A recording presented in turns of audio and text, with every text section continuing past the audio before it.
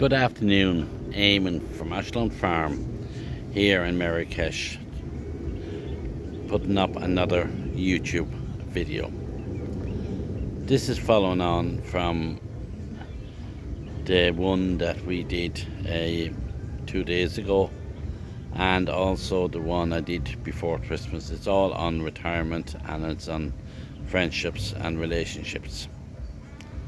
And one part of relationships that I kind of forgotten about, and that is sometimes the relationship with yourself. What sort of relationship have you with yourself? Do you like yourself? Or are you hard on yourself? Or do you just take yourself for granted? Because I think the sort of relationship you have with yourself is going to determine the relationship that you have with other people. So just think for a moment of the type of relationship you have with yourself. Are you critical of yourself? I'm too fat, I'm too small, I'm too butty, I can't do this, I can't do the other. Or are you that you like yourself and you're quite pleased with your achievements? I think certainly it's very important to look back over your lifetime and see the achievements that you have, because we all have achievements and we all have failures, and we seem to think more of the failures than we do of our achievements, and our achievements is what we should be looking at. And sometimes that pales into a bit of loneliness if you are always looking at your failures, and you become somewhat removed. Particularly I talked about when you leave your work and your work colleagues and you go home and your family is grown up and your husband or wife have their lifetime, their lives, and they have been doing their thing for the last 30 or 40 years when they were working or running their home or whatever the case may be, rearing the family or doing whatever had to be done. And you arrive home thinking that everything is going to be like when you started dating or married first. It's a complete different situation, a complete different dynamic, and loneliness can set in. And there certainly can be a lot of loneliness in older and in people that retires, because they don't feel as valued as they did in the past. They don't probably feel as valued within the family home, and they're not as important. If you were a very, very busy mum, running after the children, picking up after them, making sure they had their homework done, there was food on the table, they had the school books, they got to college, they done all the bits and pieces. And along with that is you are working very busy in your office or in the supermarket or a nurse or a teacher or whatever you might have been. And now you find that you're not in such demand, and that dreaded word of being lonely can come in. So I think it's very important to recognise there is a lot of people out there quite lonely when they retire and misses the whole workplace, misses the whole family, misses the life they had before, and they start thinking too much of it, and they get somewhat depressed and down, which is not good.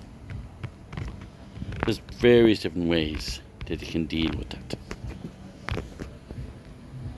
You know, I think everybody needs 5 or 10 or 15 minutes or a half an hour at time to time to feel a little bit sorry and have known as a pity party for yourself. But it's when it goes into hours and days and weeks, that's when it becomes more than a pity party. This becomes somewhat of maybe depression. I am no psychologist and I'm not a psychiatrist, but it is very simple to just think about how we can deal with those.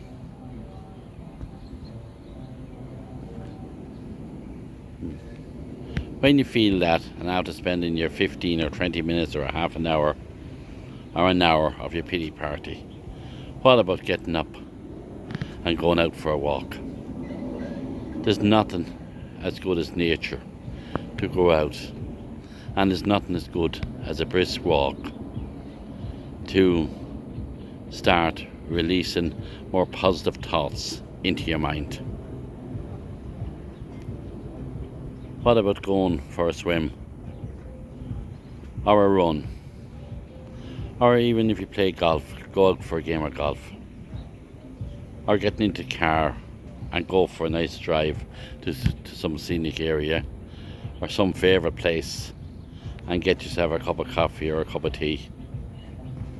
Because going to the wine cabinet and taking out a bottle of wine or a cans of beer and starting to think that's going to help your loneliness, it will temporarily, and you will get a bit happier when you take a few drinks. But when the drink dies off, the reason for your loneliness is still there. Or you go and you do binge eating or binge chocolates or sweets or ice cream, and that still causes. They are only short-term fixes, but you need to get yourself more active. And if this loneliness continues, and after your walk or your run or your exercise or talking to your friends, go and see some help. Don't let it get a grip of you. You're certainly not alone, and it's nothing to be ashamed of, but you need to recognize that it's there, and a lot of it is there. And particularly if your husband or wife has, maybe you have passed away, or you're separated and that are estranged from your partner in life, or you have been on your own all your life and you miss company now because of your work.